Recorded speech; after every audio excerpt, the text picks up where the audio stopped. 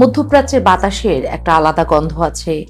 ওখানে মরুভূমির ধুলো রাজনীতি বোঝে, খেজুর গাছের পাতাও ষড়যন্ত্রের ভাষা জানে, আর বারুদের গন্ধ সে তো সেখানে প্রায় জাতীয় সুগন্ধি।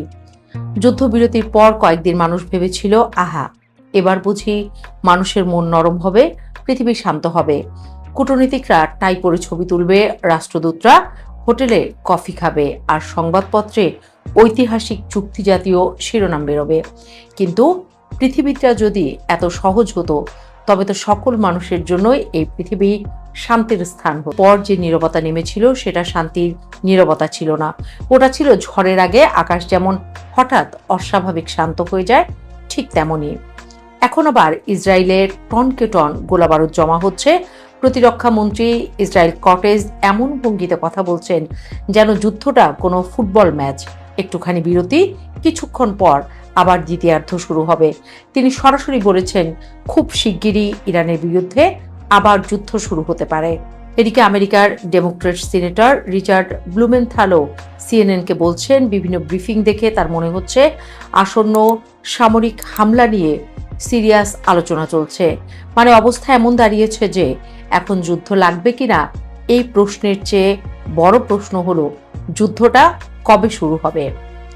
ডোনাল্ড ট্রাম্প অবশ্য তার স্বভাবসুলভ নাটকীয় ভঙ্গিতে বলছেন, ইরান চুক্তি করতে চায়, কিন্তু আমি সন্তুষ্ট নই। ট্রাম্পের এই আমি সন্তুষ্ট নই বাক্যটার মধ্যে এমন একটা ভাব থাকে যেন পৃথিবীর সব দেশের কাজ হলো তাকে খুশি রাখা। তিনি আরও বলেছেন, পাকিস্তানের মাধ্যমে ইরান নতুন আলোচনার প্রস্তাব পাঠিয়েছে। পাকিস্তানও বেচারা এমন এক দেশ, নিজের ঘরে গ্যাস নেই, অথচ বিশ্ব রাজনীতির মধ্যস্থতাকারী। ইরানের পররাষ্ট্রমন্ত্রী আব্বাস আরাগচি আবার অন্য সুরে বাঁশি বাজাচ্ছেন। তিনি বলেছেন, আমেরিকা যদি হুমকিমূলক বক্তব্য আর সম্প্রসারণবাদী দৃষ্টিভঙ্গি বন্ধ করে, তাহলে তেহরান এখনও কূটনৈতিক আলোচনায় প্রস্তুত। কথাটা শুনতে খুব ভদ্র, কিন্তু একই পোস্টে তিনি আবার এটাও মনে করিয়ে দিয়েছেন যে ইরানের সশস্ত্র বাহিনী সম্পূর্ণ প্রস্তুত এবং যে কোনো আগ্রাসনের বিরুদ্ধে দৃঢ় ও সর্বাত্মকভাবে জবাব দেবে, অর্থাৎ মুখে গোলাপ জল, পকেটে ছুরি। আরাগচি একদিনে তুরস্ক, কাতার, সৌদি আরব, মিশর, ইরাক আর আজারবাইজানের পররাষ্ট্রমন্ত্রীদের সঙ্গে ফোনে কথা বলেছেন। এতগুলো ফোনালাপের মানে একটাই, মধ্যপ্রাচ্যে সবাই বুঝতে পারছে পরিস্থিতি আবার হাতের বাইরে যাচ্ছে। এমনকি ইউরোপীয় ইউনিয়নের পররাষ্ট্রনীতির প্রধান কায়া কাল্লাসের সঙ্গেও তিনি কথা বলেছেন। সেখানে হরমুজ প্রণালী পুনরায় খোলার বিষয়েও আলোচনা হয়েছে। হরমুজ প্রণালী এখন পুরো নাটকের কেন্দ্রবিন্দু। পৃথিবীর প্রায় 20% তেল ও গ্যাস এই পথ দিয়ে যায়, আর ইরান এখন বলছে হরমুজ কোনো আন্তর্জাতিক জলপথ না, এটা তাদের স্বাভাবিক অধিকার। ইরানের পার্লামেন্টের ডেপুটি স্পিকার আলী নিকজাত তো সরাসরি বলেছেন, এই প্রণালী আর কখনো আগের অবস্থায় ফিরবে না। কথাটা শুনে তেল ব্যবসায়ীদের মুখ এমন শুকিয়ে গেছে যেন কেউ তাদের ব্যাংক অ্যাকাউন্ট হ্যাক করে নিয়েছে। এই প্রণালী বন্ধ থাকায় বিশ্ববাজারে তেলের দাম এমনভাবে লাফাচ্ছে যেন গরম কড়াইয়ে ভুট্টা। এক পর্যায়ে ব্রেন্ট ক্রুডের দাম $126 পর্যন্ত উঠে গিয়েছিল, পরে একটু নেমে $114 আসে। ট্রাম্প অবশ্য প্রতিশ্রুতি দিয়েছেন, যুদ্ধ শেষ হলেই তেলের দাম পাথরের মতো নিচে পড়ে যাবে। ট্রাম্পের কথার সমস্যা হলো তিনি এমনভাবে কথা বলেন যেন বিশ্ব অর্থনীতি তার ব্যক্তিগত রিমোট কন্ট্রোলে চলে, কিন্তু তা তো আর চলে না।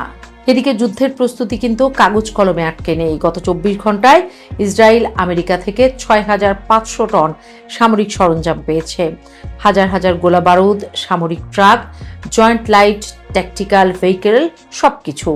অপারেশন রোরিং লায়ন শুরুর পর থেকে 403টি এয়ারলিফট আর 10টি সি লিফটের মাধ্যমে 1,15,600 টনের বেশি অস্ত্র গেছে ইসরায়েলে। ফক্স নিউজ বলছে, ট্রাম্পের টেবিলে নতুন হামলার পরিকল্পনা আছে। CENTCOM commander admiral Brad Cooper এবং joint chief chairman general Dan Caine White হাউসের সিচুয়েশন রুমে 45 মিনিট ধরে ট্রাম্পকে ব্রিফ করেছেন। সেখানে সংক্ষিপ্ত অথচ শক্তিশালী হামলার পরিকল্পনা দেখানো হয়েছে। লক্ষ্যবস্তু ইরানের অবশিষ্ট সামরিক অবকাঠামো, শীর্ষ নেতৃত্ব, গুরুত্বপূর্ণ স্থাপনা, এমনকি ডার্ক ইগল নামের হাইপারসনিক মিসাইল ব্যবহারের কথাও ভাবা হচ্ছে। নাম শুনলেই মনে হয় হলিউডের কোনো সায়েন্স ফিকশন সিনেমা, কিন্তু দুর্ভাগ্যবশত এই সিনেমার টিকিট কাটতে হয় রক্ত দিয়ে। ইরানও বসে নেই, তারা হুঁশিয়ারি দিয়েছে যুক্তরাষ্ট্র নতুন হামলা করলে দীর্ঘ ও যন্ত্রণাদায়ক পাল্টা আঘাত আসবে। তেহরানের আকাশে ইতিমধ্যে বিমান প্রতিরক্ষা ব্যবস্থা সক্রিয় হয়েছে, ছোট ড্রোন আর নজরদারি বিমান প্রতিহত করার চেষ্টা চলছে। সংযুক্ত আরব আমিরাত তাদের নাগরিকদের ইরান, লেবানন আর ইরাক ভ্রমণে নিষেধাজ্ঞা দিয়েছে। যারা সেখানে আছে তাদের দ্রুত ফিরে আসতে বলেছে। সাধারণত রাষ্ট্রগুলো এমন ঘোষণা দেয় তখনই যখন তারা জানে সামনে খারাপ কিছু অপেক্ষা করছে। আব্বাস আরাগচি আবার আরেকটা বড় অভিযোগ তুলেছেন। তিনি বলেছেন পেন্টাগন যুদ্ধের প্রকৃত খরচ নিয়ে মিথ্যা বলছে।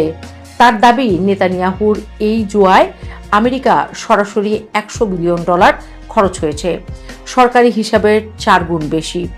প্রতি মার্কিন পরিবারের উপর মাসে $500 ঋণের বোঝা চাপছে বলেও দাবি করেন তিনি। তারপর খোঁচা মেরে বলেন, ইসরায়েল ফার্স্ট মানে সবসময় আমেরিকাকে পেছনে রাখা। এই কথার মধ্যে কূটনীতির চেয়ে রাজনীতির গন্ধ বেশি। কারণ আমেরিকার ভেতরেও এখন প্রশ্ন উঠছে, ইসরায়েলের যুদ্ধের বিল কেন মার্কিন করদাতারা দেবে? কিন্তু মধ্যপ্রাচ্যের রাজনীতি এমন এক জিনিস যেখানে নীতির চেয়ে লবিস্টের শক্তি বেশি। ইরানের পররাষ্ট্র মন্ত্রণালয়ের মুখপাত্র ইসমাইল বাঘাই আবার আমেরিকার আত্মরক্ষা তত্ত্বকে সরাসরি চ্যালেঞ্জ করছেন। ওয়াশিংটন বলছে তারা ইসরায়েলের সম্মিলিত আত্মরক্ষার জন্য এই যুদ্ধে জড়িয়েছে। বাঘাই পাল্টা প্রশ্ন করেছেন, কিসের বিরুদ্ধে আত্মরক্ষা? তিনি বলেন, ইরান কি আমেরিকার বিরুদ্ধে কোনো সশস্ত্র হামলা চালিয়েছিল? যদি না চালিয়ে থাকে তাহলে এটা আত্মরক্ষা নয়, সরাসরি আগ্রাসন। লেবাননের প্রধানমন্ত্রী নওয়াফ সালামও এই অস্থিরতার মধ্যে ঘোষণা দিয়েছেন দখলকৃত ভূমির প্রতিটি ইঞ্চি পুনরুদ্ধার করা হবে। এই অঞ্চলের প্রতিটি ইঞ্চি কথাটা খুব বিপজ্জনক, কারণ এখানে প্রতিটি ইঞ্চির নিচে ইতিহাস চাপা পড়ে আছে আর প্রতিটি সীমান্তের পেছনে কয়েক দশকের রক্ত। ট্রাম্প আবার ইউরোপ থেকেও সেনা সরানোর ইঙ্গিত দিয়েছেন। জার্মানির পর ইতালি আর স্পেন থেকেও মার্কিন সেনা কমানো হতে পারে। অর্থাৎ আমেরিকা হয়তো তার সামরিক ফোকাস আরও বেশি মধ্যপ্রাচ্যের দিকে সরাচ্ছে। এদিকে যুদ্ধবিরতি কার্যকর আছে ঠিকই, কিন্তু সেটাকে যুদ্ধের সমাপ্তি ভাবার কোনো কারণ নেই। বরং এখনকার পরিস্থিতি দেখে মনে হচ্ছে এটা ছিল যুদ্ধের মাঝখানে বিজ্ঞাপন বিরতি।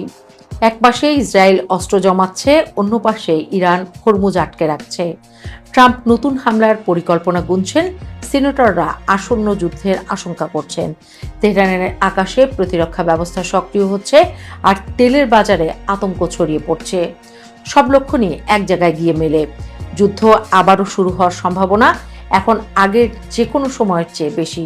প্রশ্ন শুধু এই নয় যে যুদ্ধ লাগবে কিনা, প্রশ্ন হলো এই যুদ্ধ যদি আবার শুরু হয় তাহলে সেটা কত দূর যাবে। কারণ এবার যুদ্ধ শুধু ইরান আর ইসরায়েলের মধ্যে সীমাবদ্ধ থাকবে না, এর সঙ্গে জড়িয়ে যাবে তেল, বিশ্ব অর্থনীতি, আমেরিকার নির্বাচন, উপসাগরীয় রাজনীতি, এমনকি সাধারণ মানুষের রান্নাঘরের বাজার পর্যন্ত।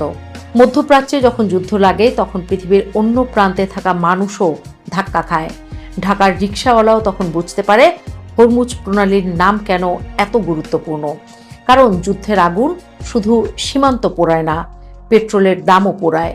আর এই মুহূর্তে পুরো অঞ্চলটার অবস্থা এমন, একটা শুকনো খড়ের গাদার পাশে সবাই দাঁড়িয়ে আছে হাতে দিয়াশলাই নিয়ে।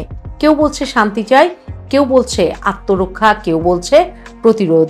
কিন্তু বাতাসে যে গন্ধটা ভাসছে সেটা শান্তি না, সেটা আবার